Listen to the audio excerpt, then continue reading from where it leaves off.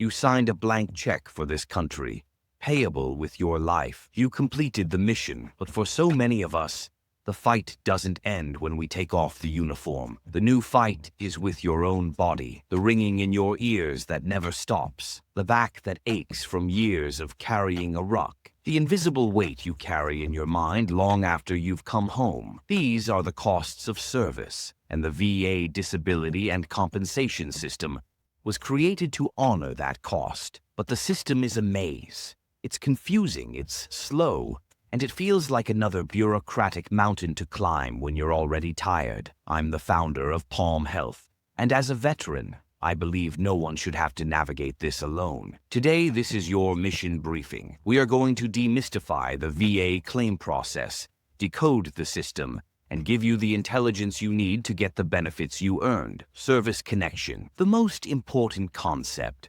Before we get into ratings or applications, you need to understand one core concept: service connection. This is the foundation of every single claim. It means you have to prove two things. 1, you have a current medical condition, a diagnosis. 2, there is a link, a connection between that condition and your time in service. This link doesn't have to be a direct, dramatic injury. It can be a knee problem that started during training and got worse over 20 years. It can be hearing loss from the flight line that you only notice now, or it can be PTSD that surfaced long after you came home. Think of it as connecting the dots. Your mission is to provide the evidence, the medical records, your service history, and testimony from you or your buddies that draws a clear line from your service to your current diagnosis. If you can establish that connection, you are on your way. Decoding the VA rating system. Once you've established a service connection, the VA will assign a disability rating. This is a percentage from 0% to 100% that represents how much your condition impacts your ability to live and work. Think of it like a dimmer switch, not an on-off switch. 0% rating. This is important. The VA is saying, yes, we agree this is service-connected, but they don't believe it currently impacts your life enough for payment. This is still a win because it opens the door for future claims if the condition worsens. 10% to 60%. This is the most common range. It means your condition has a tangible impact. Maybe you have chronic pain, limited motion, or moderate anxiety, but you can likely still work. 70% to 100%. These are for the most severe conditions.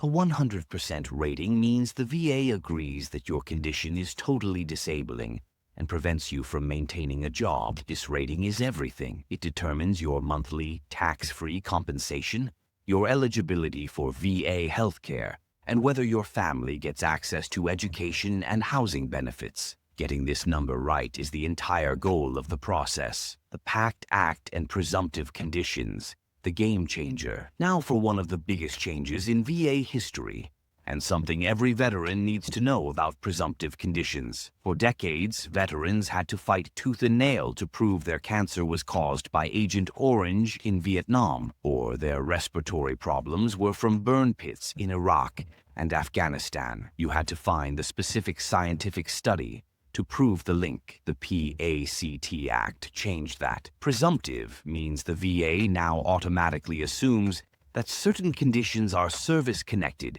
If you served in a specific location during a specific time, you no longer have to prove the connection. You just have to prove you were there. Burn pits, Iraq, Afghanistan, and more. Dozens of cancers, brain, lung, kidney, asthma, COPD, chronic bronchitis, Agent Orange, Vietnam, Thailand, and more. Hypertension, high blood pressure, bladder cancer, hypothyroidism, contaminated water, Camp Lejeune, multiple cancers, Parkinson's disease. This is a monumental shift. If you have one of these conditions and served in one of these locations, a massive barrier to getting your benefits has been removed. This is the VA finally acknowledging the devastating impact of toxic exposures, avoiding friendly fire, common mistakes, that sabotage your claim. Okay, you have your mission plan, but even the best plan can fail if you hit an IED you didn't see coming. Let's talk about the most common mistakes that can sabotage your own claim. Consider this critical intel. Mistake number 1, the civilian records black hole. This is the big one. Many veterans assume the VA can magically access all of their medical records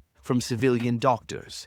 They cannot. The VA only has easy access to your military service records and records from other VA facilities. They have no idea what your primary care doctor or specialist has diagnosed or treated you for over the last 10 years, unless you provide those records. Filing a claim without your complete, up-to-date civilian medical records is like asking a mechanic to fix your car, but not letting them look under the hood. You must be the one to gather every relevant lab test, MRI report, and doctor's note and upload it with your claim. This proves the current severity of your condition, which is essential for your rating. Mistake number 2, the C&P exam. Suck it up mentality. In the service, we're trained to push through pain and never complain. We tell our leadership, "I'm fine, I'm good to go," even when we're not. This mentality will destroy your disability claim. The C&P exam is not the time to be a tough guy. The examiner is not your friend or your enemy. They are a fact finder. They can only document what you tell them and what they observe. If you say your back pain is a 2 out of 10 on a good day,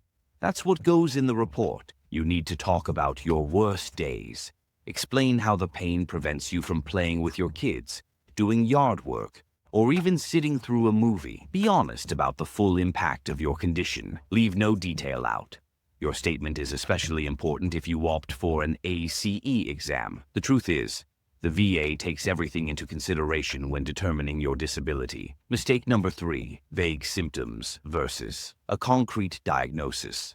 Saying "my back hurts" is not a claim. You need a specific medical diagnosis. The VA rates conditions like lumbar strain with radiculopathy or degenerative disc disease, not just pain. If you haven't been to a doctor recently, your first step is to get your symptoms evaluated and get a current, specific diagnosis on paper. This is the medical evidence that anchors your entire claim. This is called a nexus opinion, and it can be the difference of being denied and 100% disability rating. Mistake number 4, going it alone. I've said it before, but it's the most important mistake to avoid. The VA system is a complex bureaucracy. Filing on your own is like navigating a minefield without a map. An accredited VSO from a group like the DAV or VFW is your expert guide. They've been through this thousands of times. They can spot errors in your application, help you file the right forms for an appeal, and advocate on your behalf. You didn't go into combat alone. Don't go into this fight alone either. Palm Health is here to help as well. We have tools, resources, and the understanding being a veteran-owned practice. Your mission, briefing, filing your claim. Okay, you know you qualify. How do you actually apply? Let's break down the mission. Step 1, gather your intel. This is the most important phase. Collect everything, your DD-214, all of your medical records, both military and civilian, and letters from family or friends who can attest to how your condition affects you. We call these buddy letters. More evidence is always better. Step 2, launch the mission. You file the actual claim. The easiest way is online through the VA website, but my strongest recommendation is to not do it alone. Work with an accredited veteran service organization, or VSO. Groups like the DAV, VFW, or American Legion have trained experts who do this every single day for free. They are your force multiplier. Step 3, the C&P exam. After you file, the VA will likely schedule you for a compensation and pension exam. This is not a treatment appointment. This is a medical interview to assess the severity of your condition. Be honest. Be thorough. Do not downplay your symptoms. This exam report is one of the most critical pieces of evidence the VA will use to decide your rating. The fight after the fight. Denials and appeals. I won't sugarcoat it. You might get denied. It's common. Sometimes the VA says there isn't enough evidence, or they give you a rating that's far too low. This is the moment many veterans want to give up. Do not. A denial is not the end of the road. It's a detour. You have the right to appeal. The appeals process can be long, but it is often successful. This is where your VSO becomes your most valuable ally, helping you gather new evidence and navigate the complex appeals system. Remember, persistence is your greatest weapon here. Your service was a promise, and VA disability compensation is the nation's promise back to you. It is not a handout. It is an earned benefit that recognizes the profound and lasting impact of your sacrifice. It's about providing the stability to care for your family. It's about getting the health care you need. It's about affording you a measure of dignity when your body or mind bears the wounds of service. If you are a veteran living with a service-connected condition, your mission is clear. Gather your intel, link up with a VSO, file your claim, and do not give up. You did not quit on your country, and you should not quit on yourself. This is a fight you can win.